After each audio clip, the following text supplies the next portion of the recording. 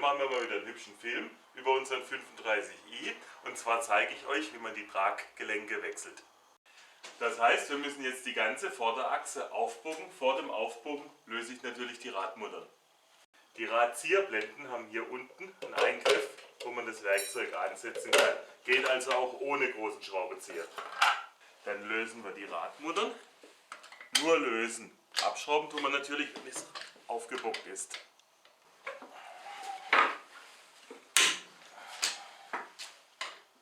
Jetzt sind sie alle lose. Wir bogen das Fahrzeug mal am Längsträger hoch.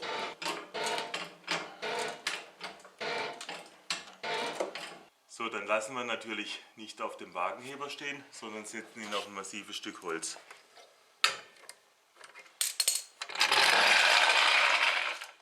Auch hier wieder anheben am Längsträger und hier untersetzen wir wieder mit Holz.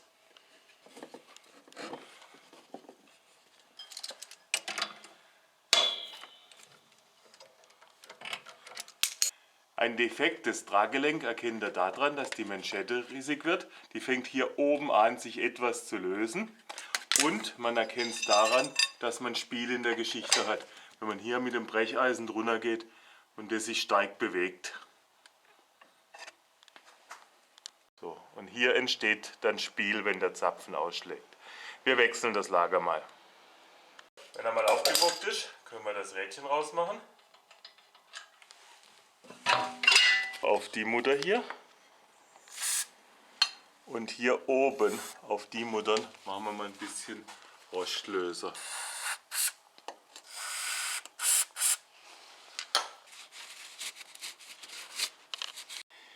Bei einigen Fahrzeugen werden über diese 3 Schrauben auch Komponenten der Fahrwerkseinstellung vorgenommen. Hier ist zwar nicht ganz so schlimm, trotzdem zeichne ich die Lage der 3 Schrauben an.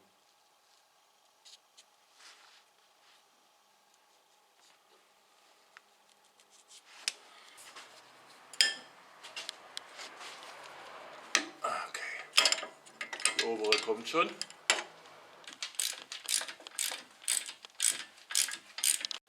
Die Schraube kriege ich immer noch nicht los. Jetzt habe ich nur das Problem, um sie zu drehen, komme ich da nicht richtig drauf.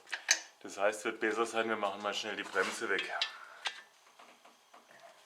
Okay, die eine haben wir. Und die zweite kommt auch.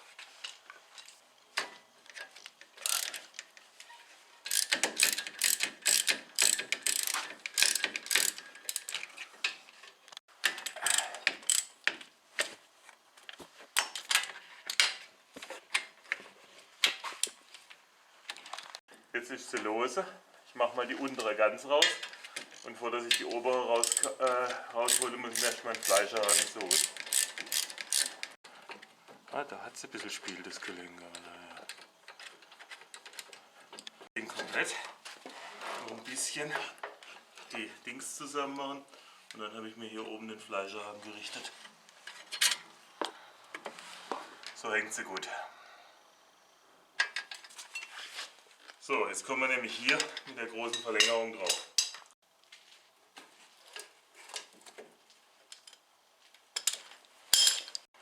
So allmählich kommt sie frei. Wir machen noch mal ein bisschen Rostlöser drauf, spielen ein bisschen mit der Schraube. Hier nachher die ganze Bremse polieren, dann ist eh egal.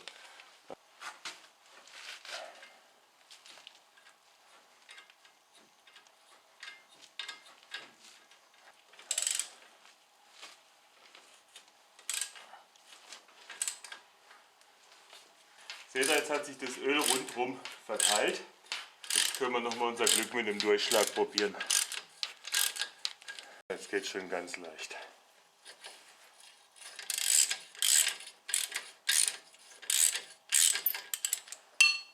So, und wir haben das Mischding. Und da seht ihr, wie der Rost rausbröselt. Das war's. Jetzt können wir uns auch mal mit den 3 unteren Schrauben beschäftigen. Aha, knacksen tun sie. Aber wenn die jetzt kaputt gehen, ist nicht so schlimm. Die sind beim neuen Satz mit dabei.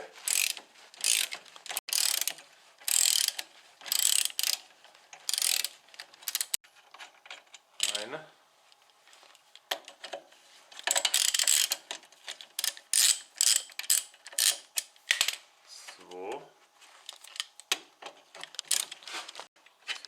andere. Und eine haben wir noch. So, dann kommt auch gleich das Sicherungsblech oben raus. So, ich muss ja jetzt halt mit dem Gelenk nach unten raus. Der Querlenker ist aber schon auf der maximalen unteren Position. Das heißt, ich muss jetzt mit dem ganzen Federbein hoch. Um das Federbein hochzunehmen, nehme ich einfach einen Federkompressor. Natürlich könnte man es auch mit einem Waageheber machen, aber dann steht alles unten unter Spannung, wo ich meine Finger habe. Hier oben ist man sicherer.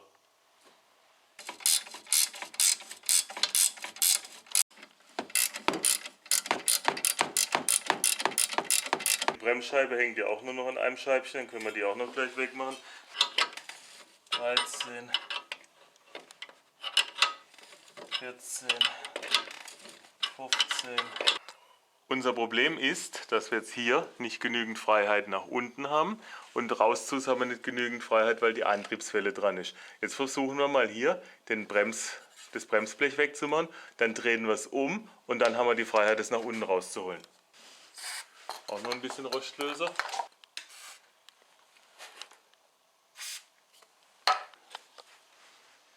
Unser Glück mit viel... war gar nicht so schlimm, wie ich mir das gedacht hatte. Das ist was. War noch nie weg. 20 Jahre. Das Ding geht so auf. Klasse. So. Aha. Jetzt können wir das hier versuchen rauszudrehen.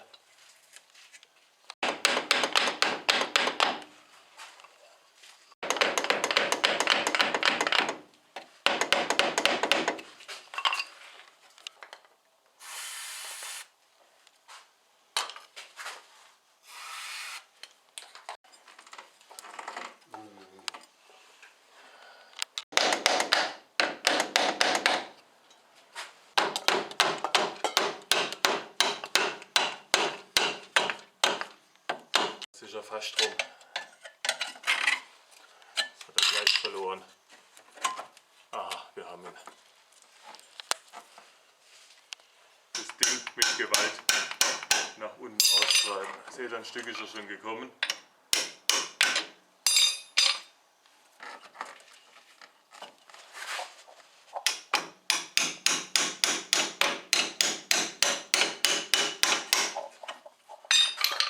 Aber wieder ein Stück zurück.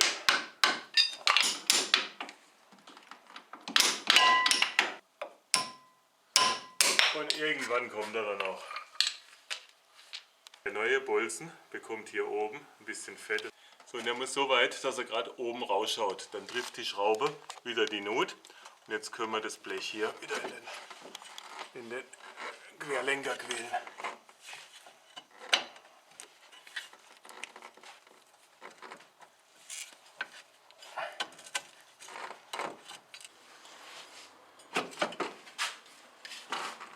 So, allmählich kommen wir hin. Brauchen wir noch einen Dorn und dann haben wir schon alles erledigt.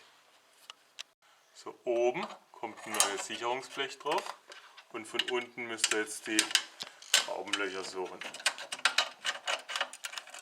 Eine und die dritte.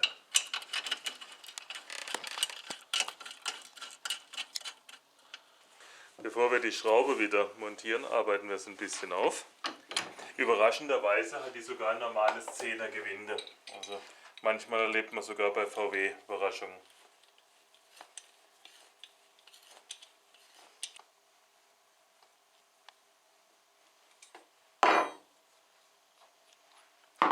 So, das war mal das Gewinde. Jetzt machen wir den Schaft noch ein bisschen mit Schleifpapier, weil da war es auch ganz gut Rostauftrag, deswegen saß sie auch so fest. Da kommt der ganze Rost von 20 Jahren wieder runter.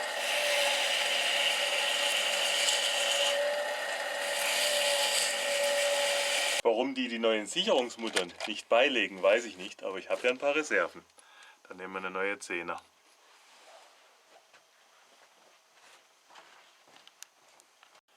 Jetzt kommt die Schraube wieder rein, die muss ein bisschen ruckeln und dann rutscht sie rein, aber jetzt haben wir sie schon fast drin. Also das kommt dann auf der Gegenseite. Einen leichten Schlag kann man auch geben, aber nicht zu fest. Kommt wieder die neue Sicherungsmutter.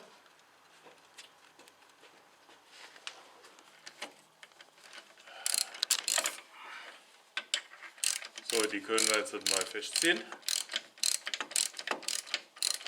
Einzugsmoment sind 50 Newtonmeter und 50. Nicht übertreiben, das muss ja nur halten. Hier, man sieht, die Schrauben sind wieder in alten Positionen, damit stimmt auch die Fahrwerkseinstellung. Aber wie gesagt, beim Passat ist hier eh kein Platz. Dann können wir die Schrauben alle anziehen.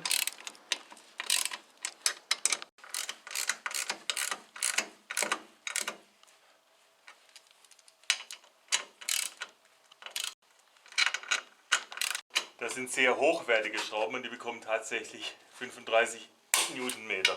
Also ein irrsinniges Moment von Achterschraube.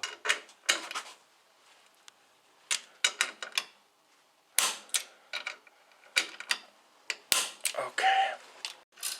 Jetzt kann ich auch den Federspanner wieder rausmachen. Also wie gesagt, das bleibt euch überlassen, ob ihr einen benutzt oder nicht. Ich meine, es geht ein bisschen leichter, wenn man kurz einen ansetzt. So viel mehr arbeite ich das dann auch nicht. Immerhin musste ich keine fahrwerkseinstellungsändernde Teile demontieren.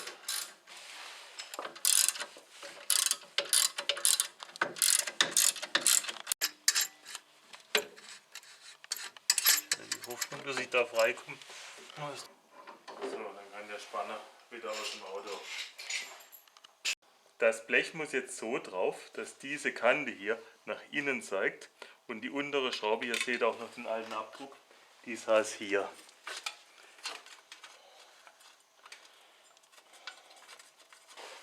Und die zweite Schraube findet sich dann von alleine. Die zieht er dann mit etwas Gefühl an. Allzu fest ist es nicht, Vorsicht, sind nur 6er Träubchen. Bevor wir die Bremsscheibe montieren, wird das hier ein bisschen sauber gemacht. Aber das sieht noch relativ gut aus. Die Bremsscheiben waren ja auch noch nicht allzu lang gewechselt. Dann mit den ganzen fettigen Fingern kriegt ihr eine Runde Bremsenreiniger.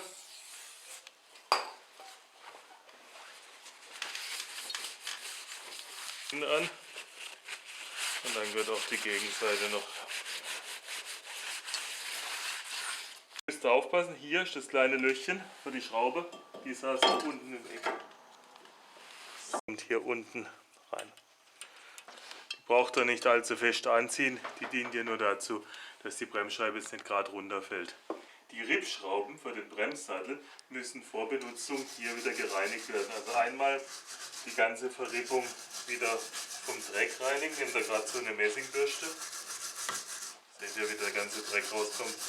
Und jetzt sehen die Rippen wieder ganz toll aus.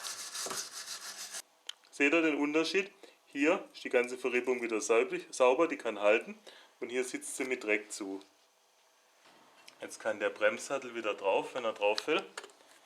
So, die Belege ein bisschen zurückdrücken, müsste aber gehen. Er kam ja vorhin auch runter. Okay. Dann können von hinten die Schrauben wieder rein.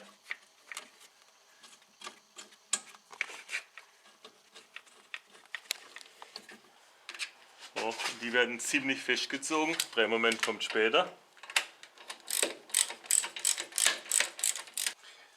Im Buch von Etzold stehen jetzt 125 Newtonmeter für die Schraube. Ist eigentlich ein bisschen viel. Bei Audi ist die baugleiche Schraube mit 105 angegeben. Und 125.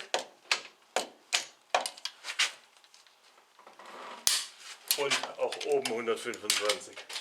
Da sitzt die Bremse wieder fest, da können wir mit 280 wieder bremsen. Ach verdammt, das war der Passat, das war gar nicht der Porsche. Dann kann das Rädchen wieder drauf. Da müsst ihr immer schauen, wo die Löcher sind. Und dann kommen die Radbolzen wieder rein.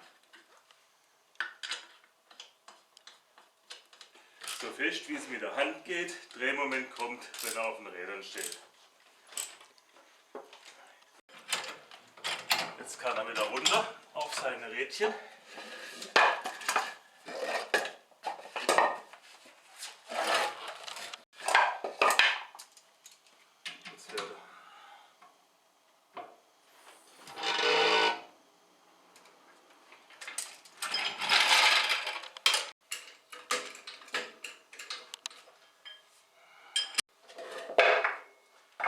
Das ganze Holz wieder raus und das Fahrzeug Fahrzeug wieder auf seine Räderchen. Die Radmuttern kriegen jetzt noch über Kreuz 110 bis 120 Newtonmeter. Einmal, zweimal, dreimal, viermal. Dann kommt die hübsche Kappe noch drauf. Für was braucht man schöne Alus, wenn es so schöne Kappen gibt? Ihr seht, auch diese Reparatur haben wir wieder erledigt. War eigentlich relativ einfach, dank der genialen Konstruktion, dass das Traggelenk nicht Bestandteil des Dreieckslenkers war. Jetzt können wir Feierabend machen für heute. Also, tschüss, bis zum nächsten Video.